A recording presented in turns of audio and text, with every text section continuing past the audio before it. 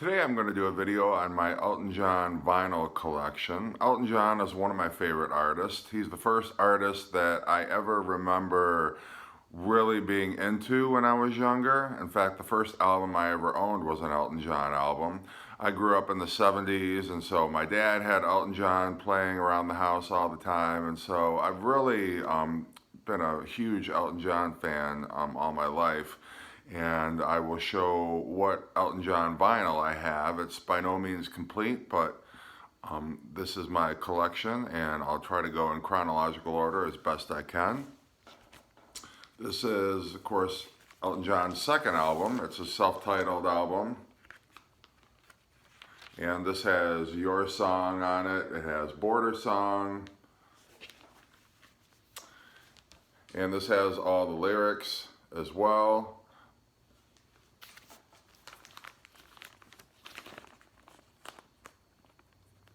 And I'll show the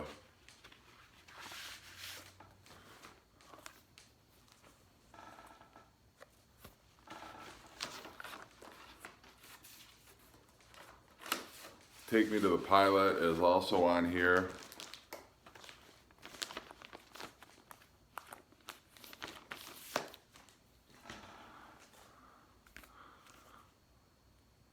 Tumbleweed Connection.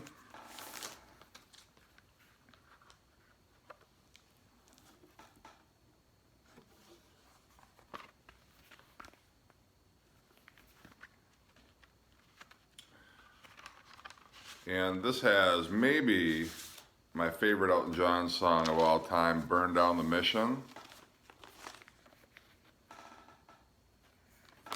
And there's also, of course, a booklet that comes here. One of the things that I really loved, especially as a kid, about Elton John albums is that the packaging was just so elaborate. There usually was a huge book that had pictures and lyrics in it. I think this was the first album that really had that kind of packaging in it. And it's one of the things I think that gets lost on CD is you don't really fully appreciate the full experience of being able to just open up that gatefold and see that huge booklet, look through all the lyrics, kind of look at the pictures as you're listening along with the album. That's one of the things that I really appreciated about growing up, especially, towards the end of the vinyl era, is being able to just kind of sit and have that listening experience where you're looking at all the album artwork and you're reading the lyrics instead of just listening to everything driving in your car, which unfortunately is how I listen to most new music, if I listen to any new music at all these days.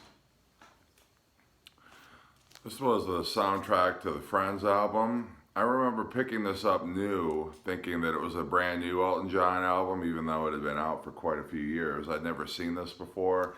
This has some instrumentals, kind of like the Beatles soundtracks, in that there's certain songs that are just instrumentals from the movie, but then others that are full songs like Friends and Honey Roll, Can I Put You On? And then there's really only about 5 actual Elton John songs on here. The rest are just songs or music from the soundtrack.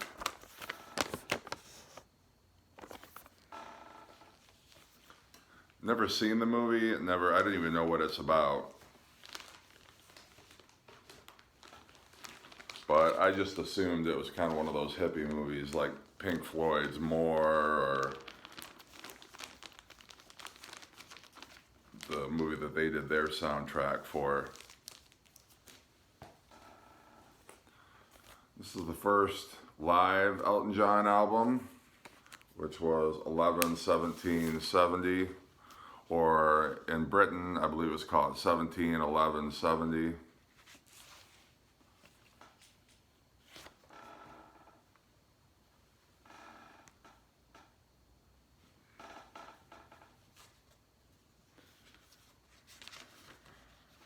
One of the great live albums, in my opinion. It actually has a medley on here that includes Honky Tonk Women, I believe. And then there's a Beatles song, but I don't know. It's too early in the morning. I can't remember what the Beatles song is that is included in that medley. Madman Across the Water. Of course, this one has Leave On and Tiny Dancer on it. I'm also a big song of Razorface.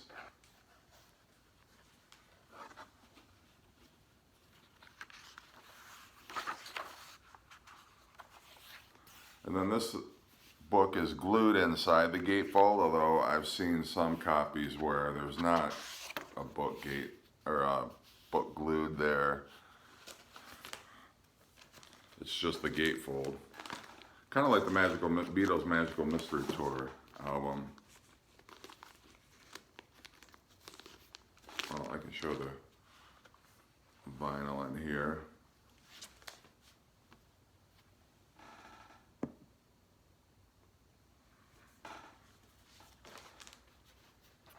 And there is, I don't know if that's the original inner sleeve or not. I'm always happy when I get one of these original inner sleeves because you get to see some of the other albums that were out at the same time, which in this case would have been the Rolling Stones' Sticky Fingers, Layla, CSNY, Deja Vu, Emerson, Lake and Palmer's Trilogy album, which at some point I'd like to do an episode on my ELP vinyl collection. And then this is the first album that I think my dad ever bought, which I remember him playing constantly throughout the house. This is Hongki Chateau. In an interesting way that this, I've never seen any other vinyl record jacket that opens up like this, where there's like a little tab here. You have to be careful. And then it opens up the album. And there's lyrics here. No booklet, curiously.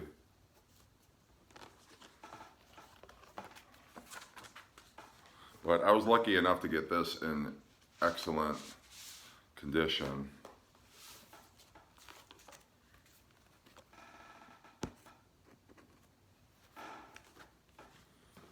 And I'm trying to keep it that way.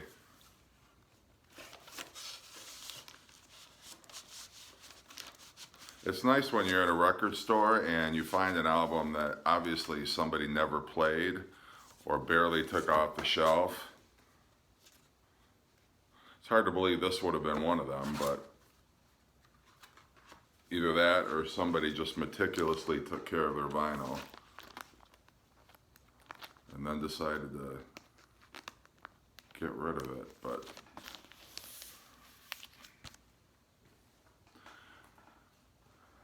and then one of the few Elton John albums that I actually owned growing up, because my dad had it, but I wanted my own copy.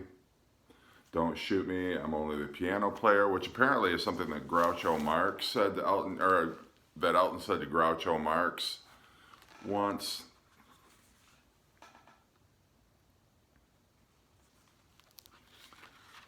And then this has one of those elaborate packaging booklets that Elton John was so famous for, with all the lyrics and pictures.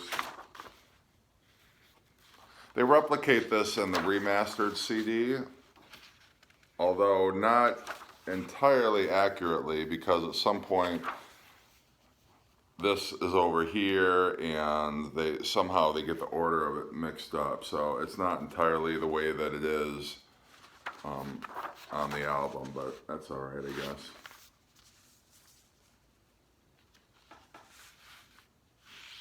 And the black MCA label.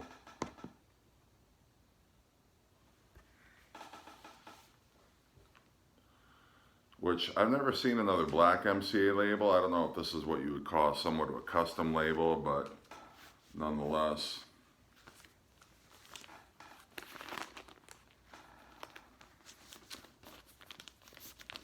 definitely one of my favorites. It's got Daniel. It's got, which one of my favorite songs growing up was Teacher, I Need You. Also like Crocodile Rock a lot. And then one of his best, obviously the double album, Goodbye Yellow Brick Road. Maybe my favorite Elton John album. It's just got so much great stuff on here. And then the triple gatefold, even though it's just a double album, with all the drawings and lyrics.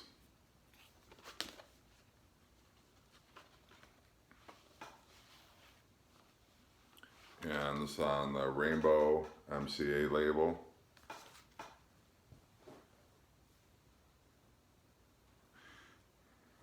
Saturday Night's All Right for Fighting. Harmony, which I think is one of the great album closers. It's just such a perfect way to kind of wind up this long album. And then this is the first Elton John album that I ever owned. It was his greatest hits. One of the greatest hits compilations of all time, in my opinion. Just not a bad track on here at all. And there's even, I mean, you think about the other songs that he could have put on here. Tiny Dancer could have been on here, Leave On, Burn Down the Mission, Take Me to the Pilot. This really could have been a double greatest hits album. And to think that this was only like 1/4 of the way through his career is pretty mind-boggling. This is die cut right here, which is interesting. So you've got the inner sleeve, but then you see the label here, but then this side is not die cut.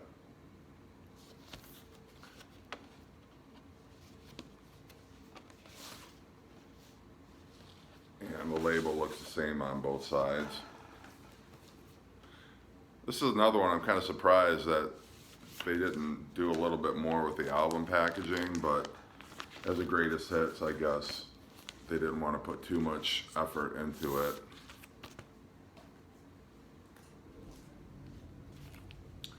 And this has never been one of my favorites. It's always been kind of a disappointment, following up Goodbye Yellow Brick Road. Not a terrible album, but it's just not one of my favorites. It's got the Bitches Back. It's got, obviously, Don't Let the Sun Go Down on Me. Got a nice sturdy cardboard sleeve, but again, not a booklet.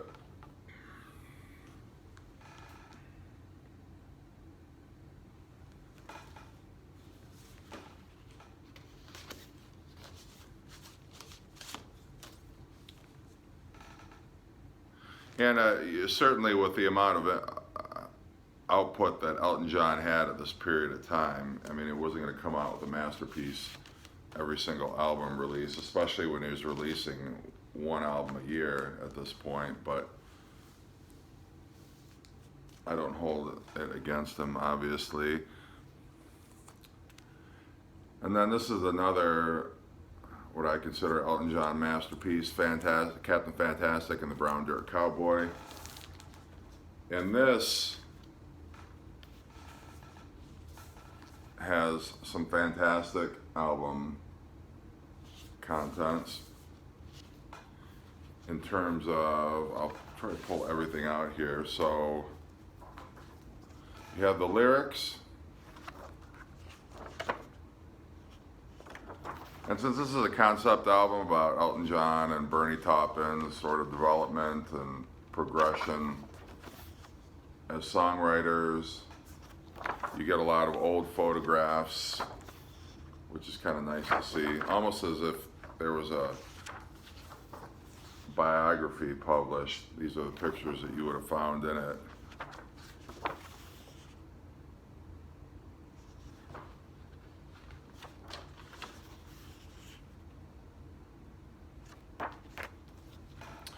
And then there's a scrapbook as well.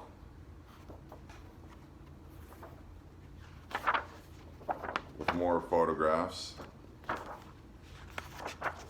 And some, like you would expect, news articles and other scraps of information, advertisements.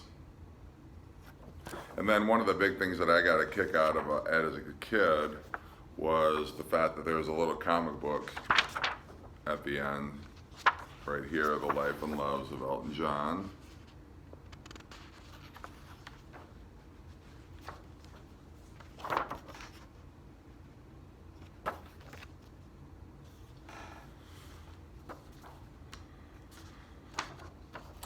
And then, of course, the Elton John Fan Club, if you wanted to become a member, or if you wanted some other memorabilia. It's got poster, t-shirt, concert book, and a poster.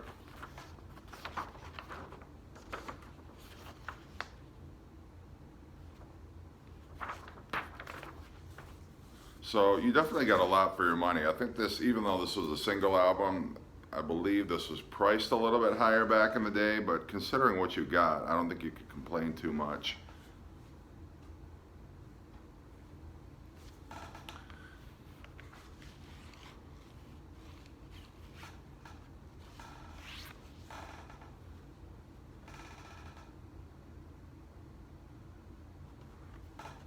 So definitely a custom label this time. And this obviously has the song Someone Saved My Life Tonight, which was the big hit. And that was really the only hit off this album, but so many people who are Elton John fans, I know, really consider this one of their favorite Elton John albums.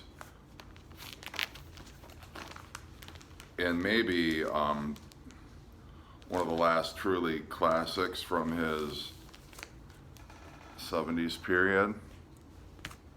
Next album is Rock of the Westies. And this was after Elton John fired the Elton John band, with the exception of Dee Murray, I believe.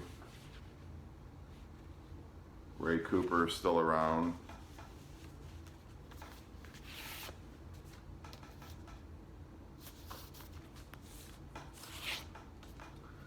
And we get two different custom labels. One with his band and Bernie, and then one with just Elton John.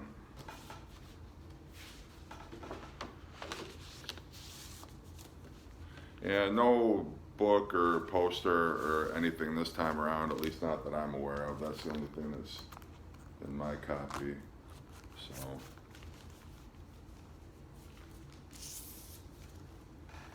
Also, Island Girl was a single off that album. Grow Some Funk of Your Own, to some extent, I believe, was somewhat of a hit.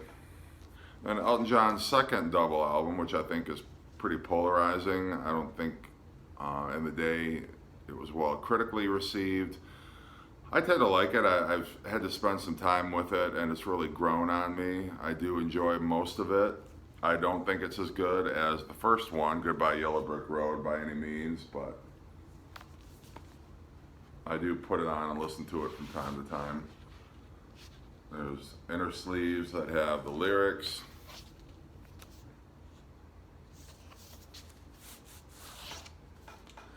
And somewhat of a custom album this time around.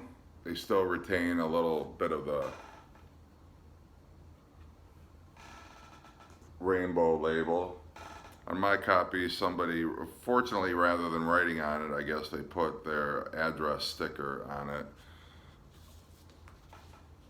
Always annoys me, like other vinyl collectors, when people write on their albums or write on their record jackets.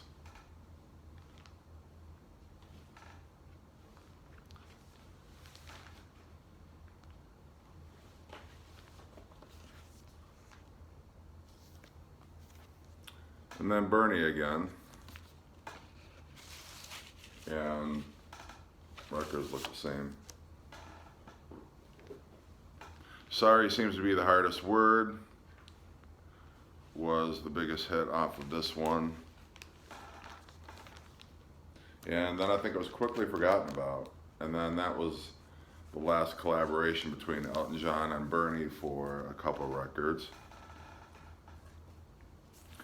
I had this album growing up also. I got this for my birthday, and the funny thing about this is when I got it for my birthday and I opened it up, it was actually an Olivia Newton-John album inside instead of the Elton John. So I remember my parents had to take this back to the record store and get a replacement.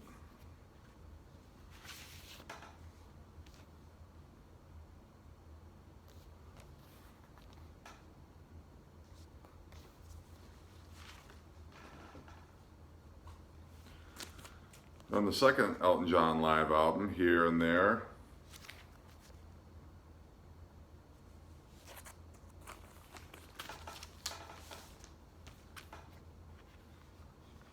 which we've got a white MCA label and then the black MCA label. And this obviously was, side one was from concert at Royal Festival Hall, and then side B was from Madison Square Garden. This is the inner sleeve, which mine is coming apart a little bit, so I've got to be got to glue this at some point, and then I've also got to be delicate putting it back in here. So I will have to worry about this another time. Could have been a double album. I'm not sure why it wasn't, because seeing as double albums was kind of the trend in the 70s at the time. You'd think Elton John, who had so many hits, would have kind of spread it across two albums, but that was not the case.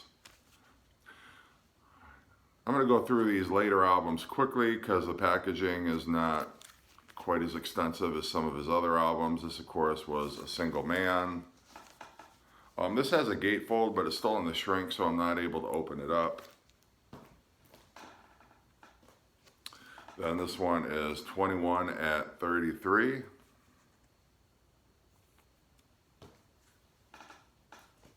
This is The Fox. So we're getting into his early 80s period where there wasn't much attention paid to the packaging anymore.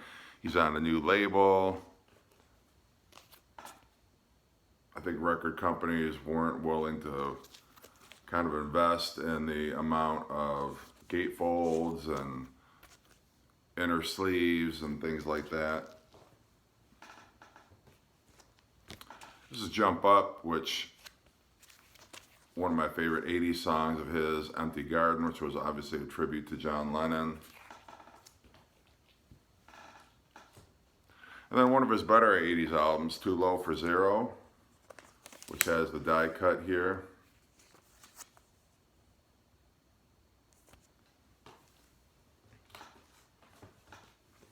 And this is Ice on Fire.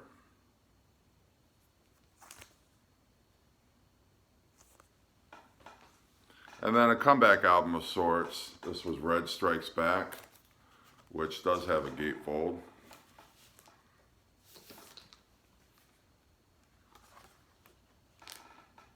With the lyrics.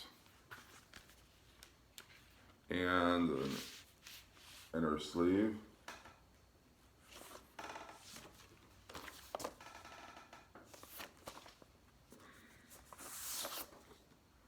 And we're back with the classic MCA label.